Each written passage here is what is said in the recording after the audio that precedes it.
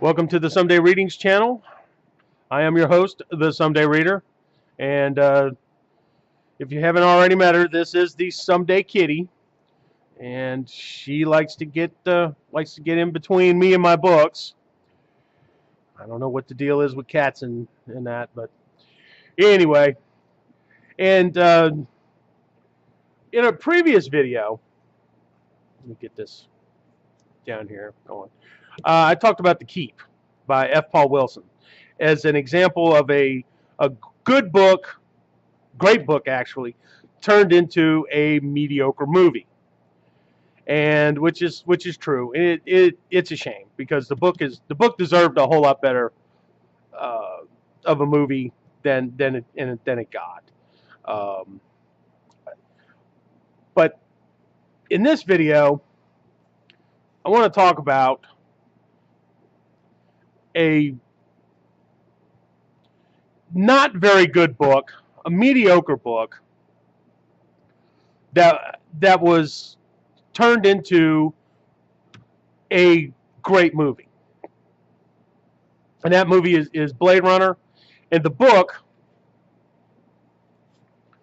is Do Androids Dream of Electric Sheep?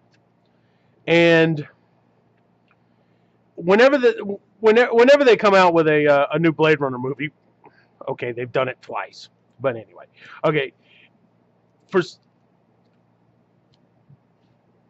this book, Do Androids Dream of Electric Sheep? They plaster the Blade Runner logo on it, and if you're like me and you're a sucker, because I'm a sucker, we all know I'm a sucker. I admit it, I'm a sucker. You buy this. You buy this thinking that you're getting a novelization of the movie Blade Runner, but you're not.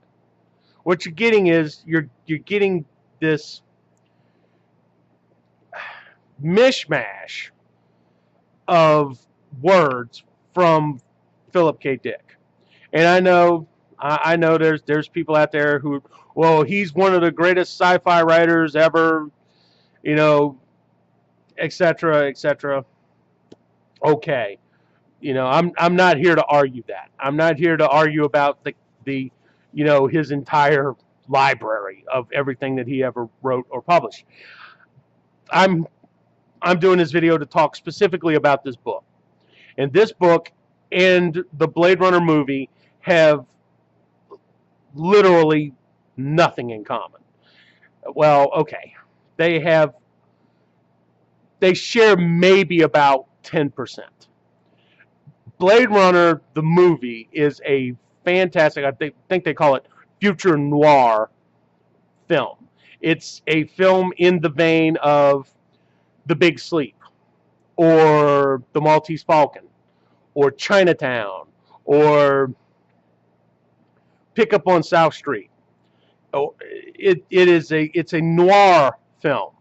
I think there's a book about this called Future Noir, about the movie. But the book is a classic, almost a classic type detective story. If this was made in the 40s or 50s, Humphrey Bogart would have played, you know, Deckard. Okay, that kind of thing, you know. And the book, Do Androids Dream of Electric Sheep, is not like that at all. It is just a mishmash of your dystopian sci-fi ideas that's not put together in a very interesting way. I mean, there's a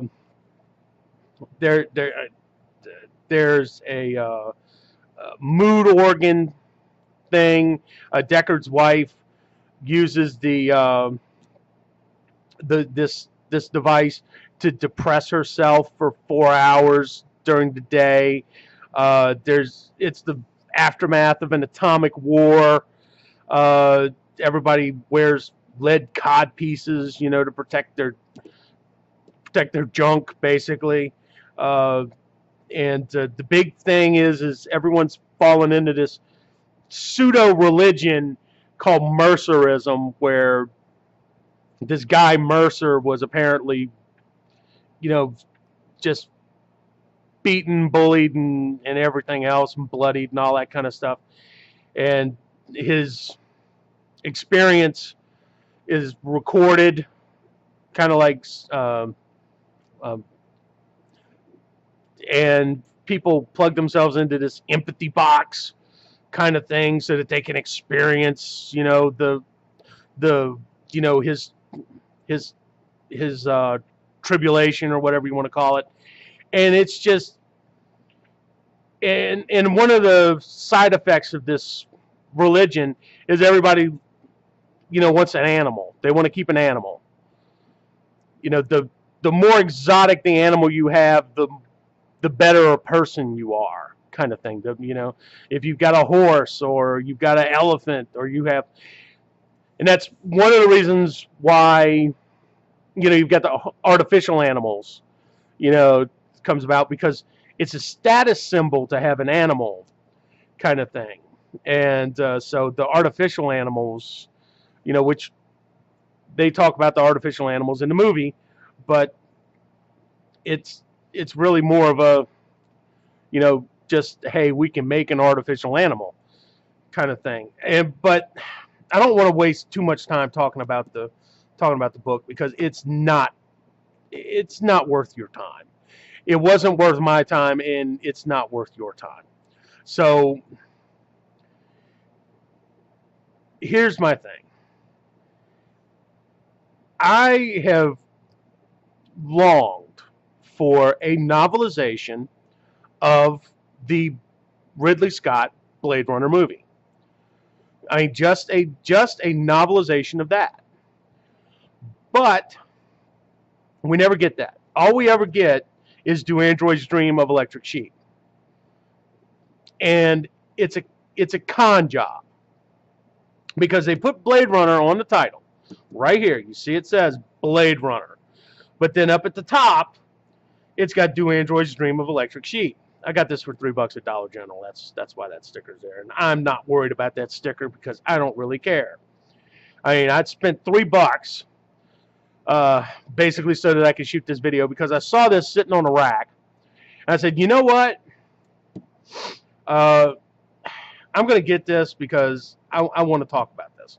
And this, again, like I said, the book and the movie share very little in commonality. I mean, some of the character names are the same. The basic plot is the same. The replicants come back to Earth. But the thing is that the Earth is a dying planet, and the replicants are immune to the radiation and all of that. So it's pretty much they're going to replace human beings and take the Earth over, and that sort of thing. And it's yeah, there's, I mean, it's just, I mean, it's just, how many pages is this book? I mean, it's 230 pages long, which is about 230 pages longer than it should have been. I mean, granted, of course, my hat is off to the screenwriters who did this. I think their names were Peoples and French, I think. And if I'm getting that wrong, please forgive me, because you do deserve some respect, gentlemen, because you took this mishmash here and you gleaned out some pretty good parts of it, and then you put it together into a classic film. As I said, the Blade Runner itself, the original Blade Runner, it could have been, if it had been written 30 years earlier, it could have been a classic noir film of that genre. And in fact, I believe that it is a noir film. It should be considered part of, like, it should be considered in the same vein as The Big Sleep, or The Maltese Falcon, or Pick Up on South Street, or any of those earlier noir films. And but the book, don't waste your time with the book. The movie, the movie's fantastic, and I would love for whoever holds the copyright, whoever has the power to do it, to put this, to put Blade Runner, a novelization of the movie out instead of constantly conning us with this, because that's what this is. This is a con job. This is bait and switch, and it's happened to me, many years ago, and no, it needs to stop. We need a novelization of the original film, or I need a novelization of the original film, and I'm just whining about it. But anyway, now where should this go in your stack? Because I don't recommend buying this. What should you do with this if you should find yourself in possession? I'm sorry, girl. If you should find your possession, this in your possession, well, the first thing you need to do is you need to, oh, sorry about that. You need to find somebody that you dislike intensely and tell them that this is the greatest book ever written, and that if they read it and they don't like it, they're a horrible person. You need to gaslight somebody with this thing. That's pretty much all it's good for. It's a weapon of intense boredom. I mean, you could probably, maybe we should drop a whole couple of crates of these over ISIS or whatever. But anyway, I mean, that's it. I'm done with this little rant. I don't like not liking a book. I really don't. But this one right here, went into it with great expectations, and then was just completely disappointed by it. And yeah. So anyway, yeah. Blade Runner the movie, good. Blade Runner the book, stay away from it. And on that note, I'm going to say good day. Like, comment, share, subscribe. Tell me I'm an idiot. I don't. You're not going to convince me that this is a good book. You're just not. I mean, nobody's going to convince me that this is good. I've read it multiple times. I've given it multiple opportunities to try, and because I should like it, kind of thing. But nah, this is no good. And again, hats off to French and Peoples and Ridley Scott for taking this and turning it into the movie Blade Runner.